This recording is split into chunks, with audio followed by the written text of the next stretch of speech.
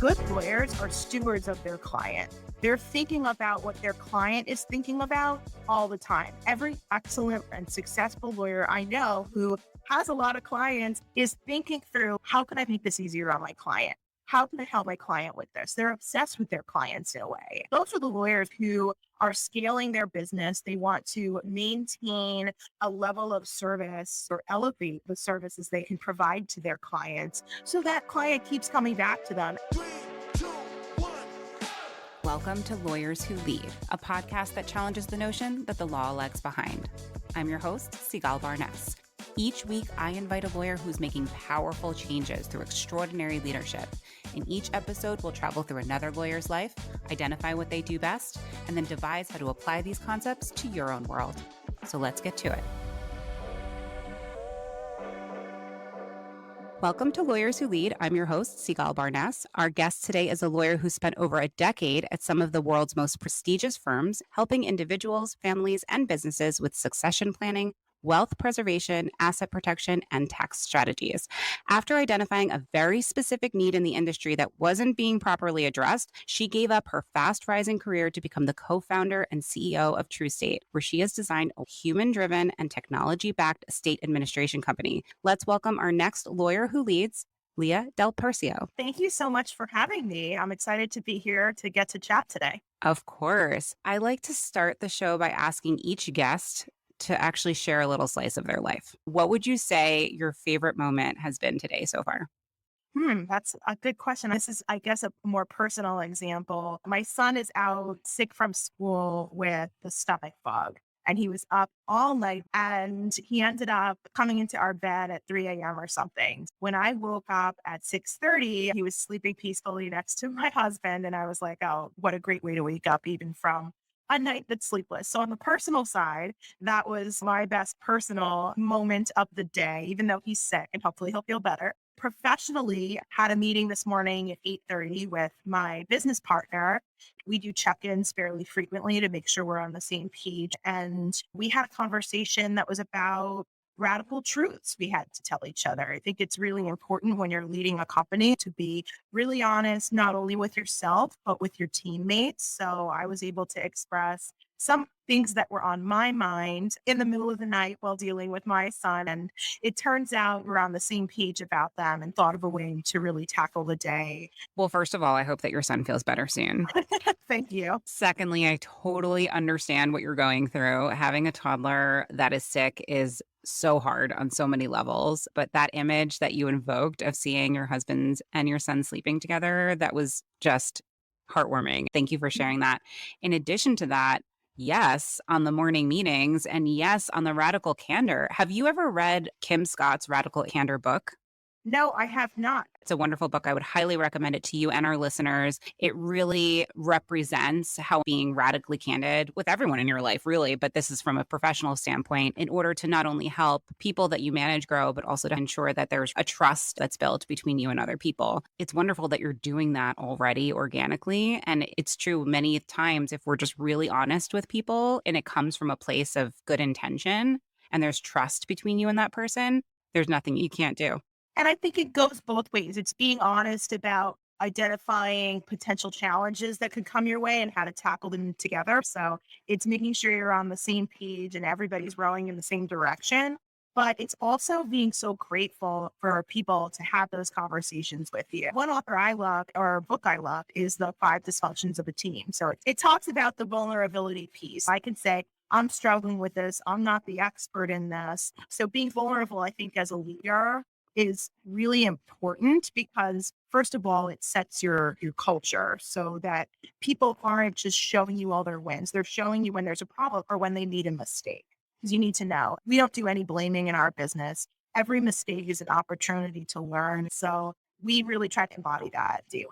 I love when I talk to people who are starting from the ground up and really making sure that all of these foundational things are in place from the beginning, because a lot of times, including Lawline, it took us many years before we started to realize how important a lot of these principles are. And then you have to make a lot of changes and you're just starting really from the beginning with everyone in a really great way. So I just think that's awesome. Yeah, I always say starting a company has been like having a baby. I started my company and founded it really at the time in which I was having my youngest son. So there's a lot of parallels in child rearing and also running a business and watching it grow. One example I love is sometimes when you don't set the proper culture and foundation, or you raise money too quickly, or you grow too fast, you have the tendency to be like a baby on roller skates. Your baby's just learning to walk, they stumble, they fall occasionally, but you know that they're going to be an awesome runner someday because you're instilling a foundation in them. You can tell those things pretty early on, but you're not going to throw them on a pair of roller skates at 1.5 necessarily. And if you do, yeah, there's a chance they might do great, but there's also a chance they're going to fall and hurt themselves. So maybe wait until they're 2.5. I love that analogy. I mean, there are so many parallels between parenting and starting and running a business. There's so much crossover there. And there's even stuff in running a business that I feel like I've really taken into my parenting, like daily check-ins. How's your day? Anything that you're struggling with? Let's talk about it. Can we work through those things? So I think it's wonderful. I want to rewind a little bit. Let's talk about this really interesting trajectory that you were on. You were rising through the ranks at the world's most prestigious firms before you decided to make a shift. Tell us about that. Sure. I started my career doing contract work at Goldman Sachs. Was a really interesting foray into leadership because I was working in their human capital management division, reviewing reviews of various employees from partner to analyst.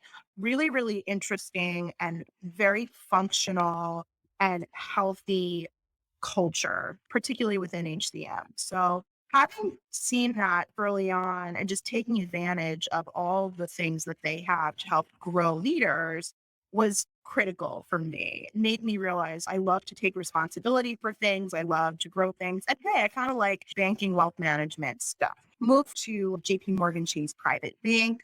I ended up getting really interested in all the different estate planning vehicles I was seeing and thought, well, this is an interesting area of law. Maybe I want to go into private practice because I do like being that source of revenue generation for a firm rather than this compliance obstacle. So spent years almost teaching myself trust in estates, but was able to work with a really excellent group of attorneys who founded their own firms. I was working very closely with the name partner of a trust and estates boutique. Did a lot of sophisticated work for high net worth, ultra high net worth clients, a lot of asset protection planning. They were just very much on the cutting edge. Brilliant, brilliant group of lawyers. And I would get to sit in the founding partner's office almost every day. And he just taught me so much. So I spent years doing that and everything was going swimmingly. And then ultimately, my family situation changed. My husband's job relocated. I always joke around, I didn't cry at my wedding and I cried leaving this part. Just because I really enjoyed the people I worked with from every layer of support staff to partner. Moved over to DLA Piper to their trust and estates group, working with a group of 5 partners in Maryland, which is where we ended up moving to. Their book of business was similar in that they did sophisticated planning, but most of their clients are typically 50 million plus. And those clients just have very different needs. And particularly when there's a death in the family, they often would lean on us to do literally all of the work in that estate administration. So I got to see these clients are really deriving value from us handling literally everything for them. What does everybody else do? What does the other 99.999% of the world do when they hire their counsel? I knew from being at a boutique that yes, there's estate administration practices. They don't have a staff of 30 like we had who does everything and every client just flies in on their plane and signs their returns and leaves. It got me thinking this is a huge gap in the market. Everyone should have such a wonderful level of service when going through the loss of a loved one and had this idea in early 2019. I just couldn't let it go. I just wanted to keep learning and spent a lot of spare time prior to leaving Piper talking to people, getting out into the marketplace and saying to people like, what are your pain points? What is it like having a death in the family? And one of the people I asked was one of my good friends, my co-founder. She was going through losing her grandparents. She was helping her dad because it was that much work. She was like, oh my gosh, it's horrible. We hired an attorney. There was nothing left in the estate by the time we were done. Look at all this paperwork I have, blah, blah, blah. And that's what I heard across the board from literally everyone. So I knew, okay, lawyers need tools for them to do this work affordably for their clients because everyone ends up hating their estate administration lawyer. By the time the work is done, they pay a retainer, usually between $6,000 and $15,000, and all they get is to probate, where they get appointed as the executor. And now they have all of these fiduciary duties to actually manage, handle, and close the estate.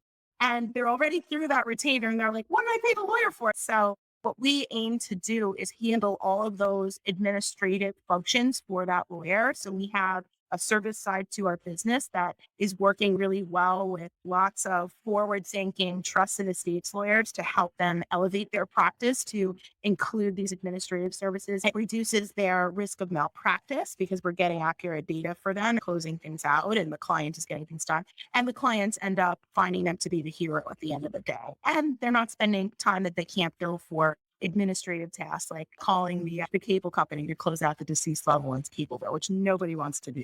So that's one side of our business is the service side. And then we have the product side, which is we're building tools right now for lawyers, super exciting stuff where we're actually going to be able to do a lot of the actual finding that data, figuring out what great Aunt Sally owned and what she owed literally at the click of a button. So we're excited to be rolling out those tools over the next couple of months. Wow.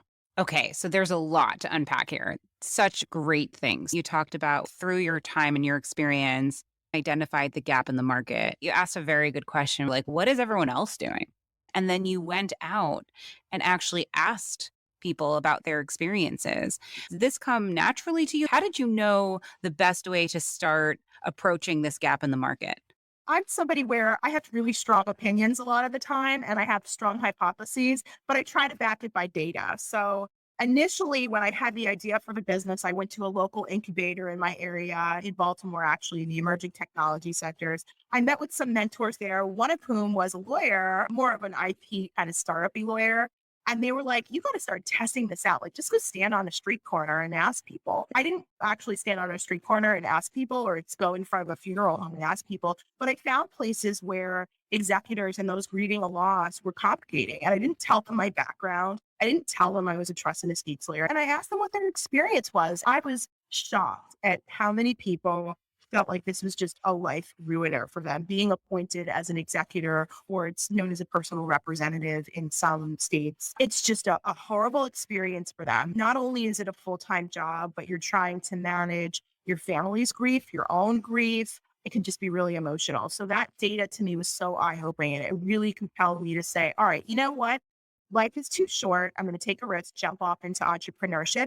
And I know that I could build a team that can build tools to actually solve this problem. We understand it deeply enough. I've done enough multi-jurisdictional estate administration practice to know what the true needs of lawyers are, which are not just another spreadsheet or planning tool. It's more of actual tools that get the work done and really grow that and build that so lawyers can be more empowered when they're dealing with their clients. So, why did you decide to start a company to help the lawyer in the representation of these clients versus the executor themselves?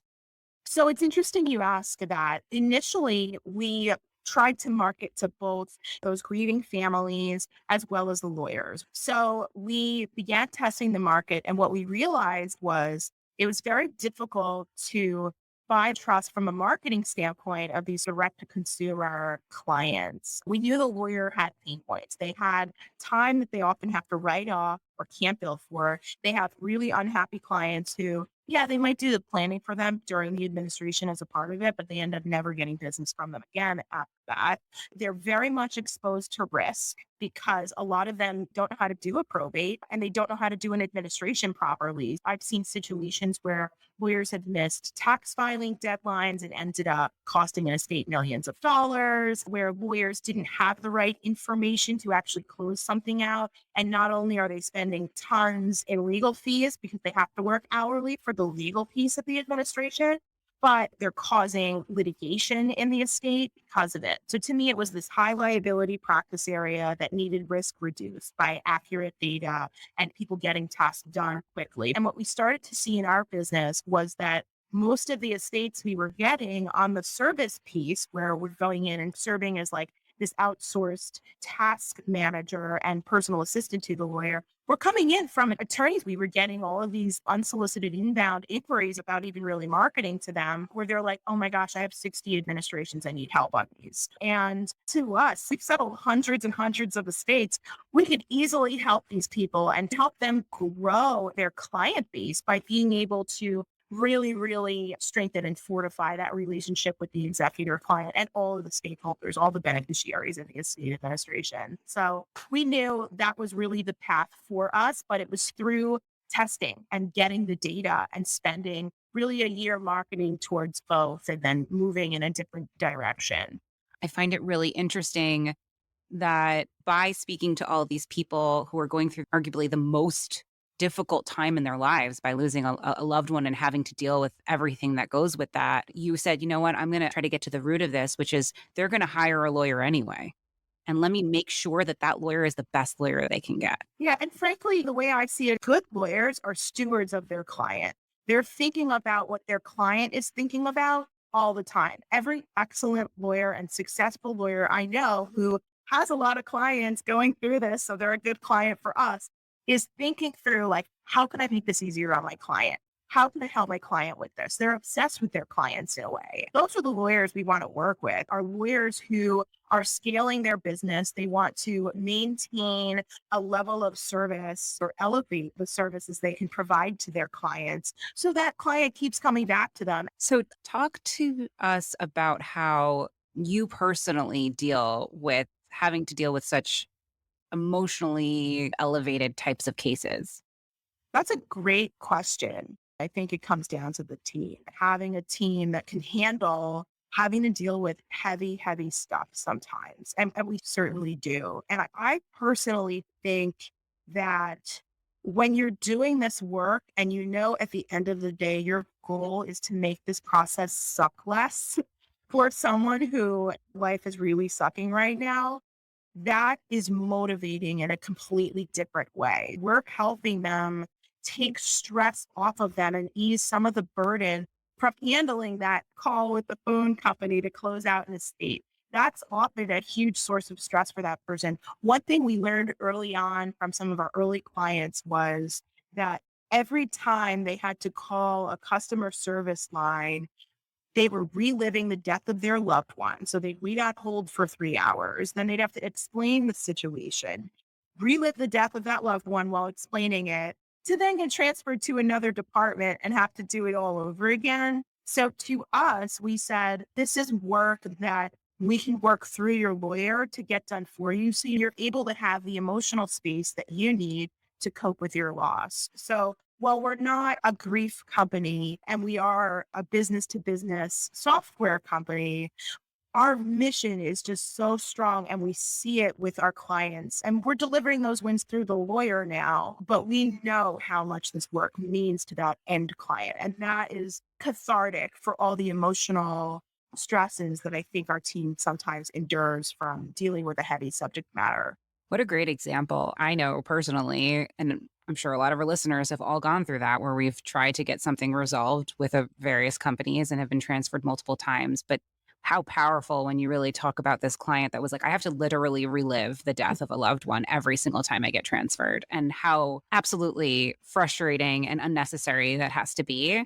Tell me, if you don't mind, how do you take that away from the client? Yeah, so what we do on our end is we have proprietary technology that actually works to get all of those pieces closed out in a more automatic way. So we'll handle it for the client. They'll either deal with us at times we're working through that lawyer. So we're getting this work done on the back end for the lawyer, and then the lawyer can go and deliver those wins to the client if we closed out X, Y, and Z. But that's typically how we work. So it's our technology that's actually driving that process.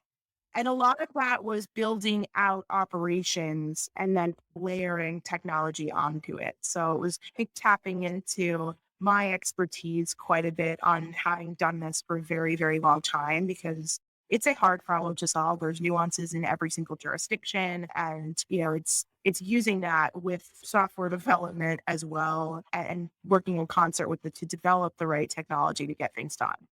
Interesting. So I have a few questions for you, kind of a rapid fire round. You ready? Yes. Okay.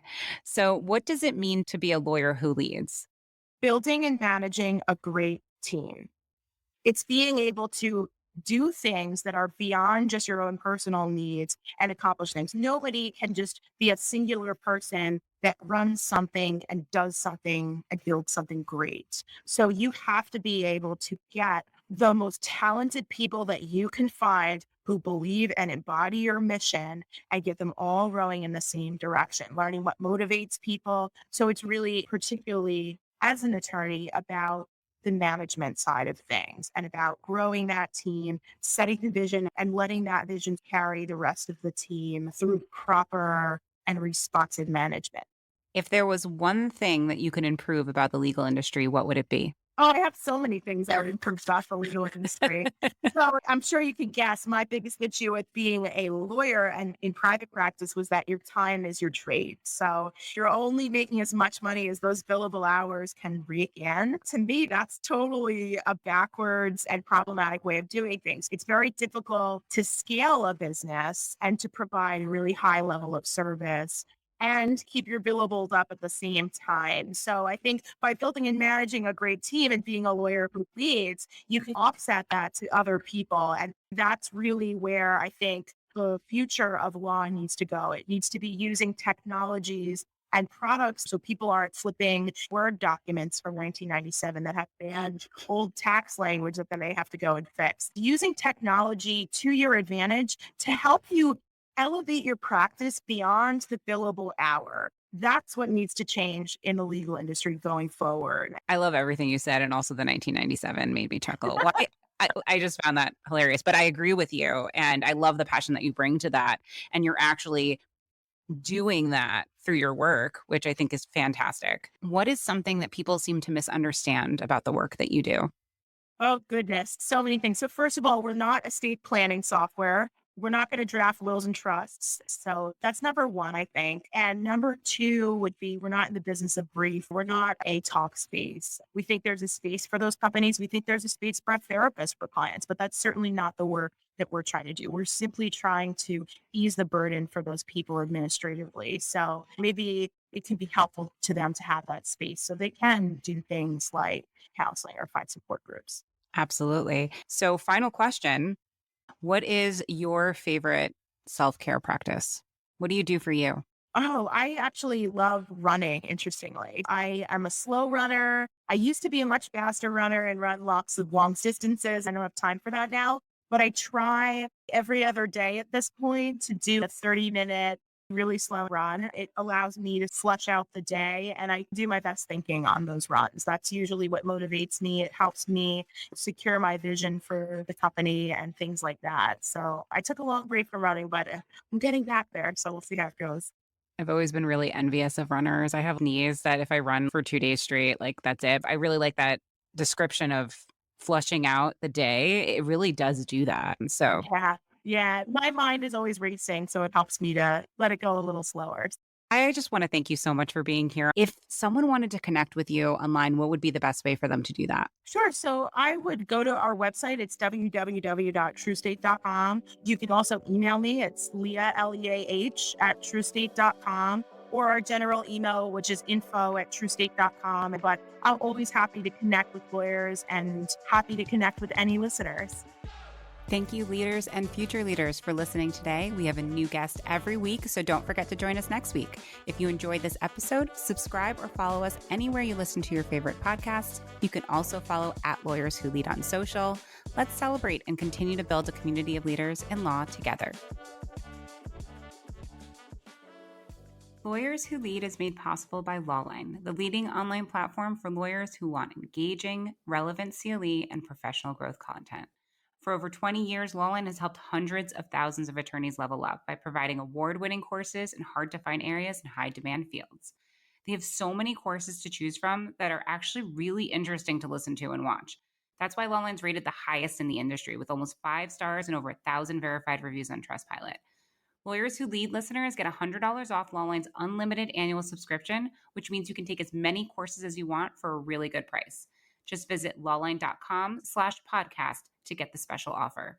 Check out Lawline for the best content for leaders and future leaders in legal.